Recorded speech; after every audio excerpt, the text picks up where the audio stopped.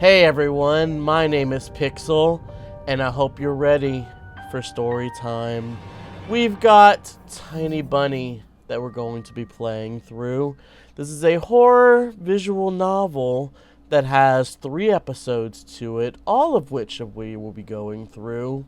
And it's supposed to be spooky, terrifying, has a terrific art style to it, and I cannot wait to start this. The wind clawed at my window all night long. It wandered the fields and howled like a hungry beast. An endless song weaved from all sorts of voices, shrill, gentle, sneery, twined in the air. They were shouting and laughing and arguing about something. Someone was running through the snow while casting long shadows that would occasionally creep close to my bed. Our house had a mind of its own. The creaky old mind of a building that had seen lots in its days and was seemingly trying to share its wisdom with the inhabitants. The lonely house faced the forest, and the dark green thicket gazed back with its hollow eyes, rustling, whizzing, swaying back and forth. One could come out and stand at the edge of the forest to reassure themselves there was nobody behind the crooked trees. Fuzzy silhouettes swaying in the wind couldn't possibly do any harm. It's just a play of light and shadow. Just a play. I knew it was just my imagination. I was already 12 after all. Still.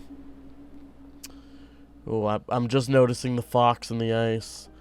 Episode 1. The owl will arrive.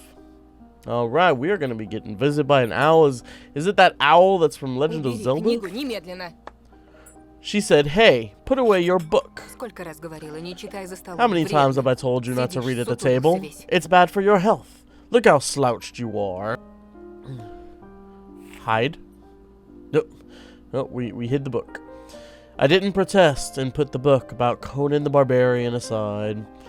I was stuck on a line I couldn't understand after reading it 3 times anyway. Olya had already finished her breakfast and was munching on some cookies. She was so enthusiastic, she almost looked like your typical girl from commercials. You're not going anywhere until you finish all of it. I, on the other hand, was still trying to drill a hole in the plate with my eyes as if it would make the porridge disappear. Hazy anxiousness welled up inside, all because of the previous sleepless night, the black forest around our house, and the gloomy wind. The longer I waited, the colder the lumpy white substance became.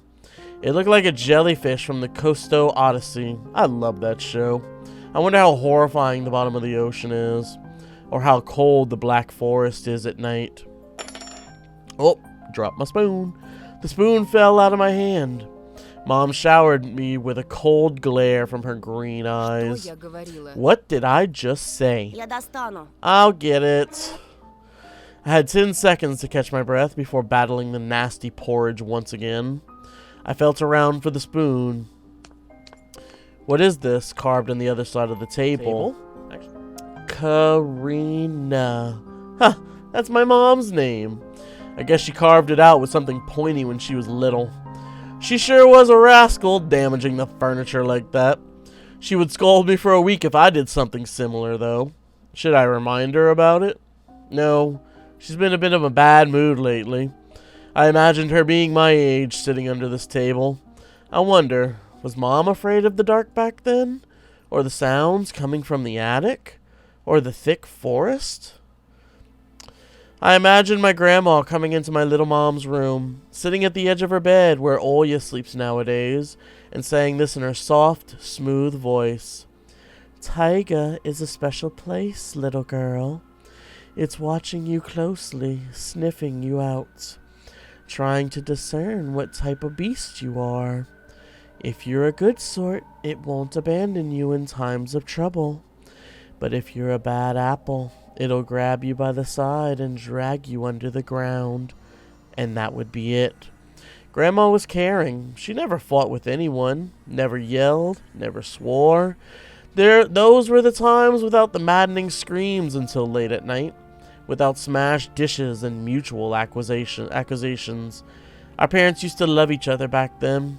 I remember listening in on one of their conversations by chance. They were talking about Grandma getting prepared for her funeral. She had already bought a casket. and she called it her cute funeral box.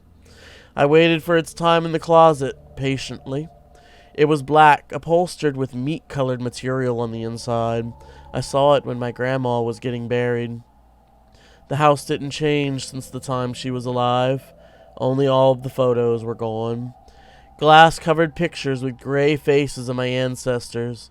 They all had a dead but watchful look in their eyes. I crawled out from under the table. Olya was done with her cookies and was looking at my share like a sly woodland critter. I turned my gaze toward the frosted window. There were a lot of dark pines outside, but they didn't grab my attention.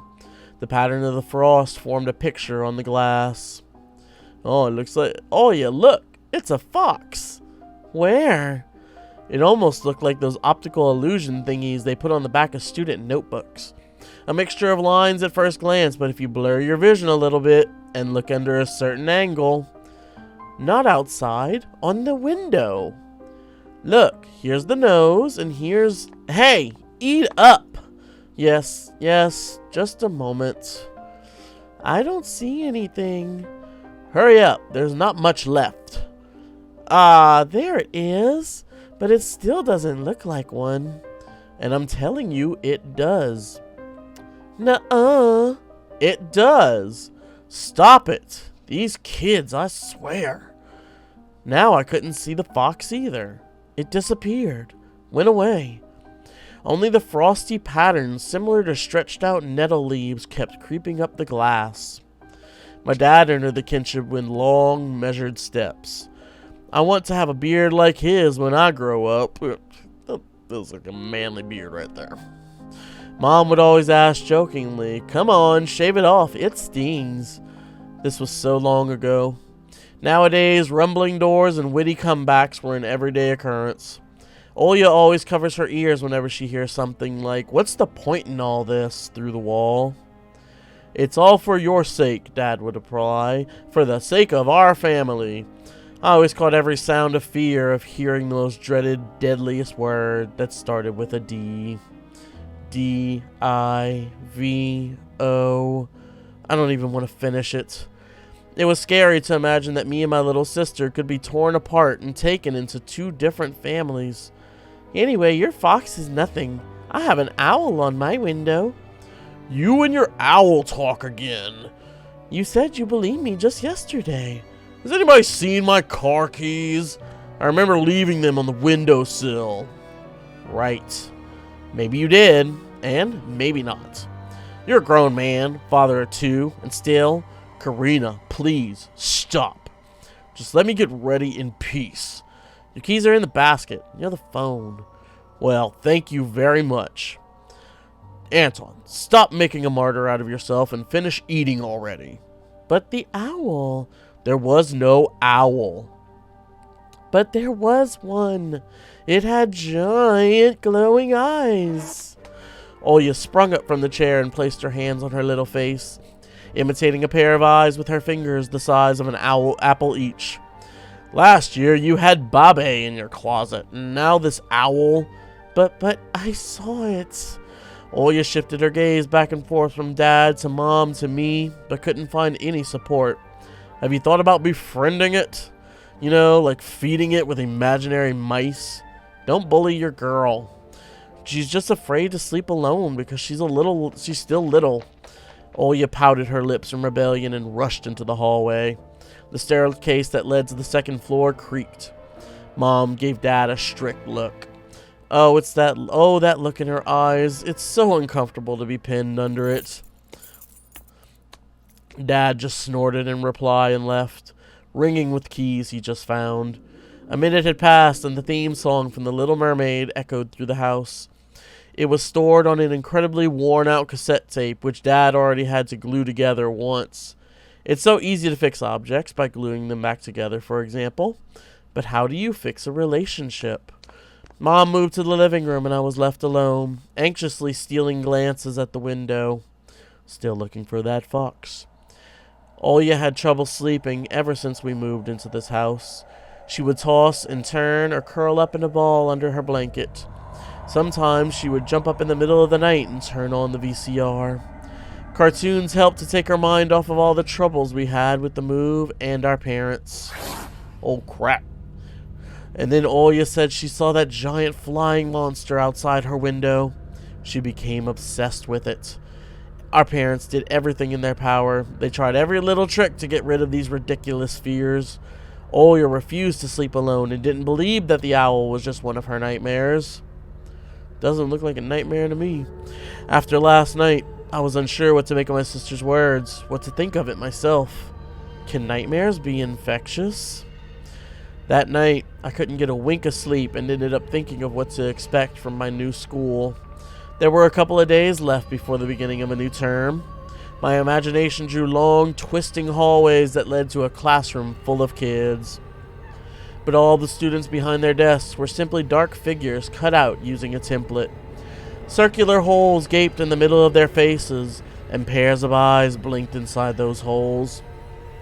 It was as if some completely different creatures were looking at me from behind the flat, black silhouettes.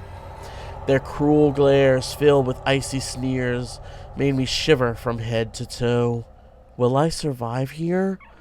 Won't they gang up on me and beat me down? Stomp on me with their bloodied shoes?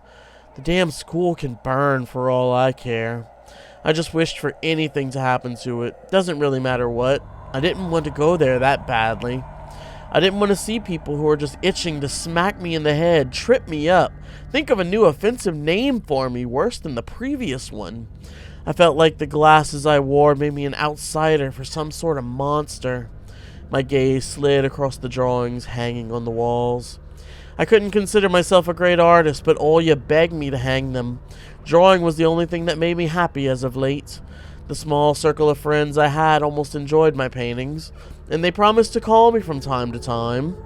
Sometimes I imagine Mom picking up the phone and saying in a cold voice, "You've got the wrong number." Or, "Anton isn't around." Anton is not around. I imagine my future classmates lying in their beds just like me, listening to the howls of invisible werewolves outside their windows. Maybe my new classmates will like me after all? But who would ever like a boy with thick glasses? I mean, my dad used to wear glasses when he was little, and now he's married to the most beautiful woman on the planet, my mom. The house creaked, pressed by the wind.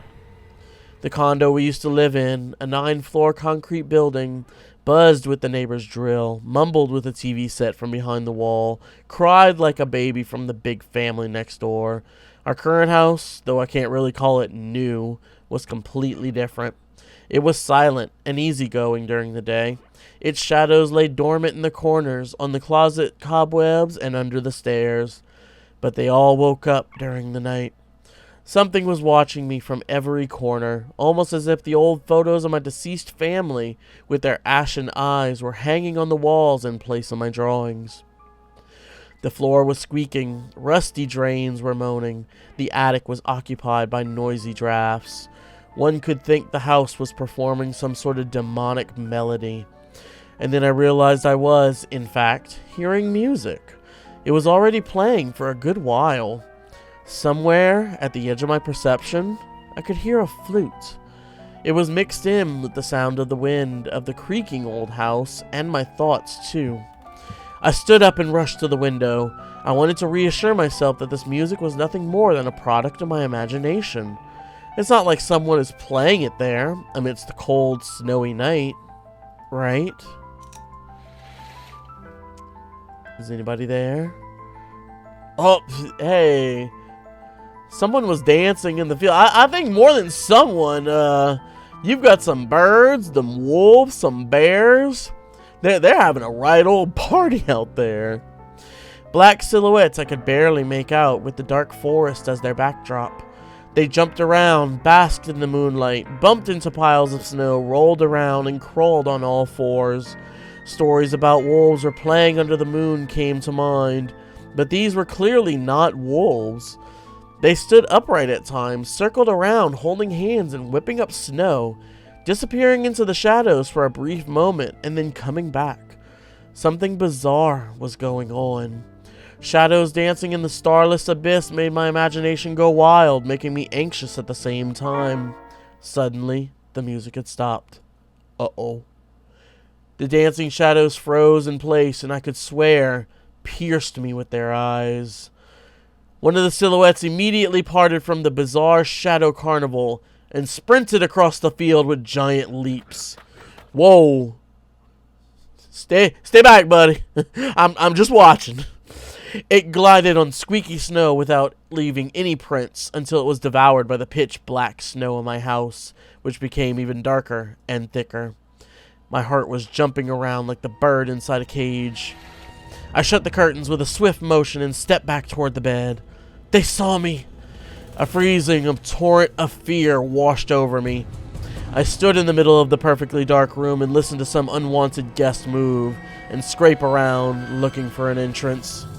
The sound moved to the right, then circled around the house. Now my guest should be at the front door. I jumped into the bed and covered myself with the blanket as if it could protect me. The shackles of fear locked my muscles. I remembered the funeral. My grandma lying there, hands crossed on her chest, her facial features sharp like that of a tin doll. Ants running up and down the legs of chairs that held my grandma's casket. I imagined those little creatures climbing up her head and pulling her eyelids with their tiny legs. Then her wrinkly eyeballs would once again move inside their sockets and she'd be able to see her grandchildren. I was chanting the spell she taught me throughout the whole procedure. And now, lying under the blanket and listening to the squeaks and the howls, I was repeating the same words. On the island of Buyan, underneath the blemished sun, in the sea of color blue, stands a cabin made of wood. There lay lard and ashen hair, for the spawn from devil's lair to feast and always leave alone, God's faithful servant named Anton. Evil, leave this house must. Ashes to ashes, dust to dust. Bizarre sounds had disappeared. I cautiously peeked out from under the blanket and saw curtains waving around like a hanged man. And then the night doused me with a new portion of boiling terror. The sound scratched at my eardrums. In reality, something or someone were scratching at the front door, hurriedly clawing at the wood, demanding to be let in. The door was shut. Dad had become very cautious recently, so he installed a sturdy lock. I remember him staring at the forest intently, as if he was looking for someone. Ashes to ashes! Dust to dust! I hugged my knees, placing my chin between them, and drilled the door with my eyes. It was so flimsy and weak before the might of the darkness. And then... Uh-oh.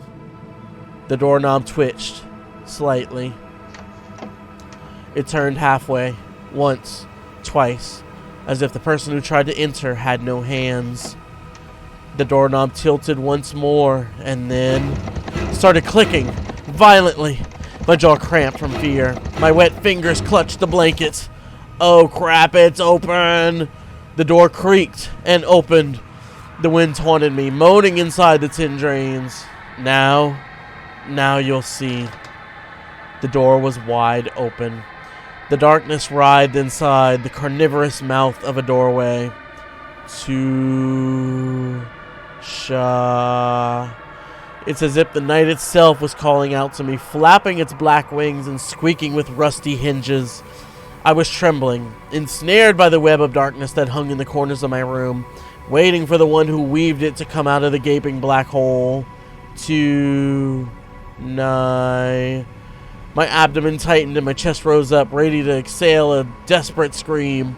But before I was able to do anything, the darkness asked me, Tasha, you asleep? Oh, it's Olya.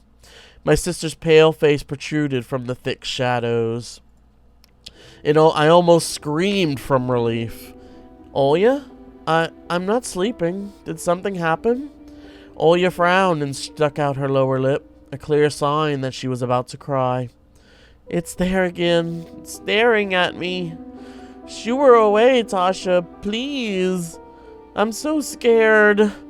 The fear that was tormenting me just a minute ago crawled away and hid somewhere in my stomach. I needed to calm Olya down. It was just a dream, silly. Don't be scared. Dreams don't bite. No one's going to harm you. Olya sobbed. She was trying her best to believe me. But was I sure myself? I have an idea. Let's go to your room and watch the video. Sleeping Beauty, for example. You like that cartoon, don't you? Why does the Sleeping Beauty have a prince and I have this scary bird? That question took me by surprise.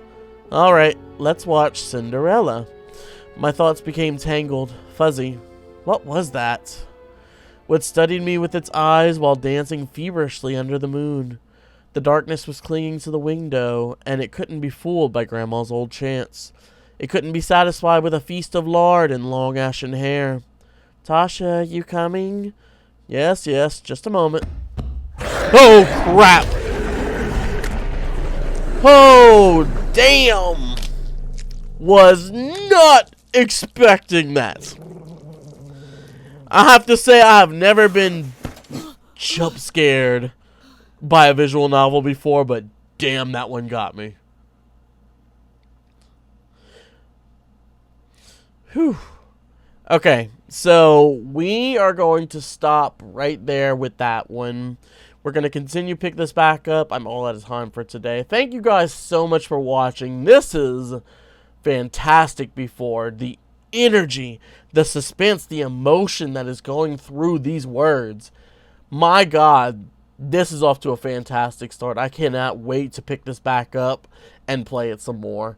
Thank you guys so much for watching. If you enjoyed what you saw, feel free to like the video. You want to see more content like this? Continue on the story with the rest of us? Subscribe to the channel. Get notified whenever the other videos come out. You want to play this game for yourself? It's on Steam. Go search up Tiny Bunny. You will find it. It is fantastic so far. Thank you guys again for watching. I'll see you in the next episode. Bye now.